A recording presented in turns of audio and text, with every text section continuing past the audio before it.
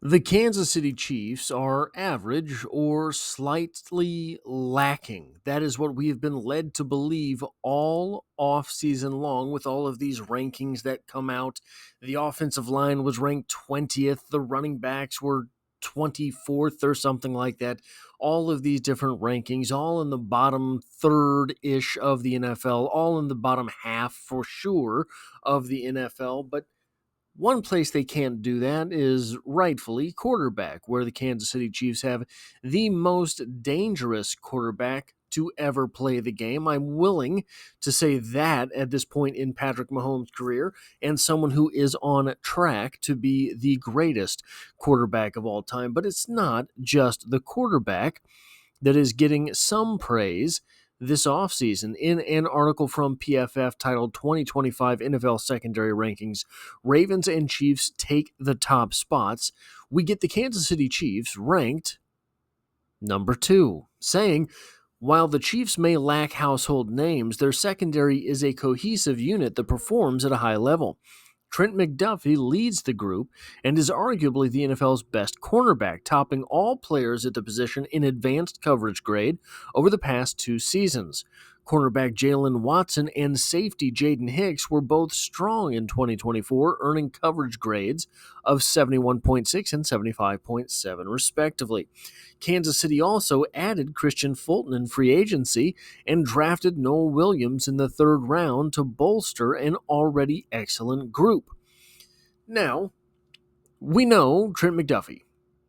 I think Trent McDuffie is as known a quantity as there is on the Kansas City Chiefs at the moment. Yesterday, we did a video on Jaden Hicks, exclusively on Jaden Hicks. So I will exclude those two from the analysis in this video, but I did want to talk about 3 of the players that maybe don't get enough love from Chiefs fans.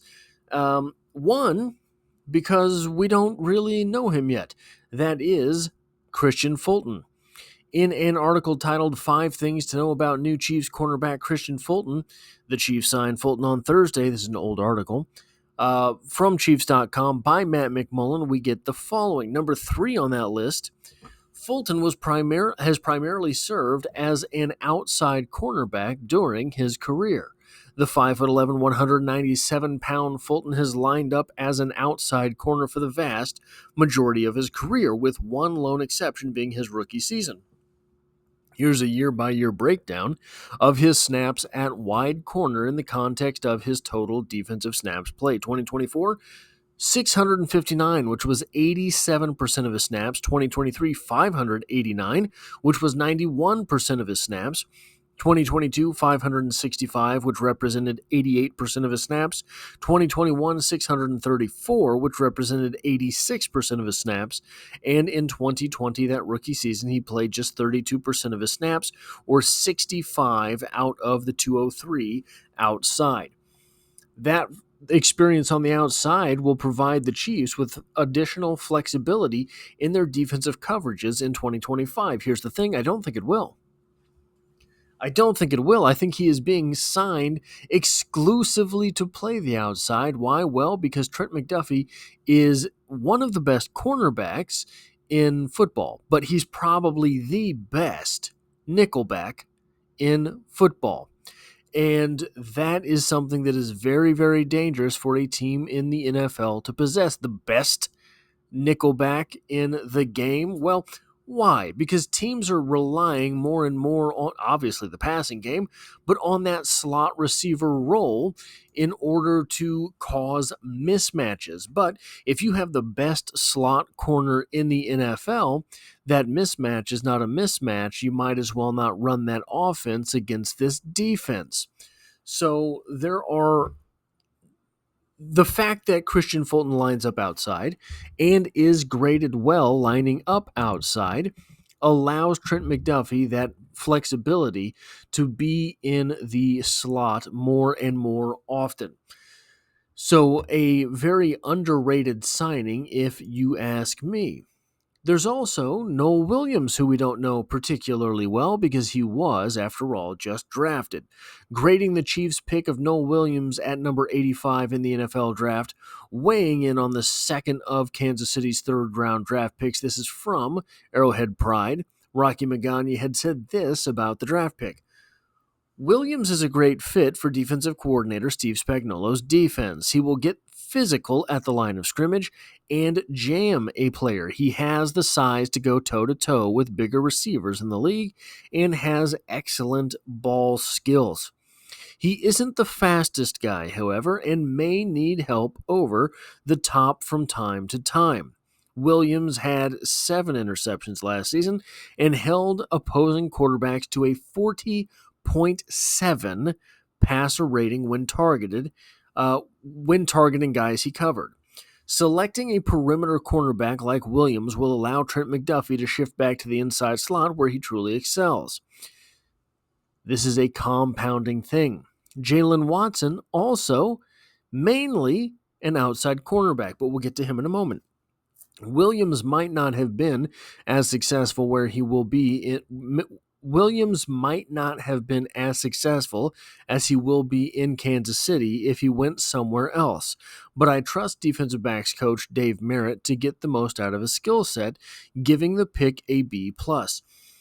Stacking outside cornerbacks when you have probably the best slot cornerback in football is a way to compound strengths in the NFL. Brett Veach loves to draft defensive back. Brett Veach loves to acquire UDFA defensive backs. We will have to see what Christian Roland Wallace does this season. I think it's possible that the Kansas City Chiefs, I think it's possible he doesn't make the team. I think it's possible, however, that the Kansas City Chiefs are able to trade him for something. Wouldn't be a great big ask, but if you're looking at flipping a UDFA into a draft pick, that's a pretty good skill set for a general manager to be able to have. Now, talking about flipping UDFAs for draft picks, Yasir Durant was a UDFA offensive lineman who was signed by Brett Veach and then flipped for 7th-round pick. That 7th-round pick ended up becoming Jalen Watson. Jalen Watson, also often forgotten in this defensive backfield. He had a bad season last year with injuries, but I think it needs to be remembered this is the athlete that Jalen Watson is. A 9.21 RAS, 9 and 5/6 inch hands, 5/8 inch hands, 32 and a quarter inch arms, a 9.21 overall score. So 6'2", that's a 9.71 score, 197. Bench press of 18 reps, scores 8.93 points. A 38-inch vertical is 8.41. His 11-foot broad jump is 9.71, very high there. His listed 40-yard dash here is 4.51. I have it multiple other places at 4.49, which would, I believe, push it into better territory than a 4.51, which scores a 6.51. The 10-yard split is a decent 10-yard split at 1.55. Decent short shuttle and a bad 3-cone drill. But that is... Look, he's not perfect, but that is what you would need, at least what you would need if you were an outside cornerback. He has proven himself to be an outside cornerback. Those agility drills are more important. So the agility drills are more important the bigger area of the field you have to cover. If you were a wide corner, you're lining up on the outside.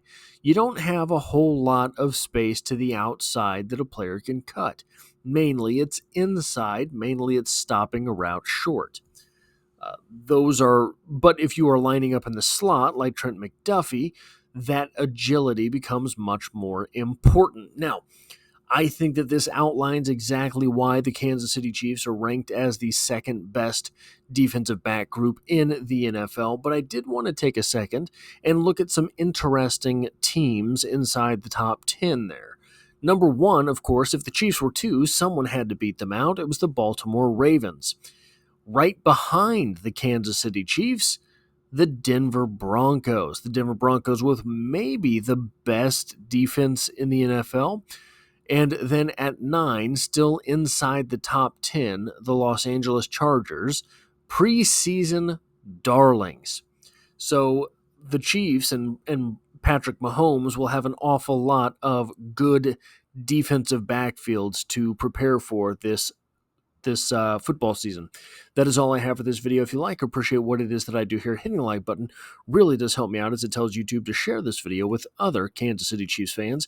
And if you find yourself here by chance but not design, the Chiefs are the only thing I talk about on this channel, dropping multiple videos every single week. And as always, I hope to have you back for the next one.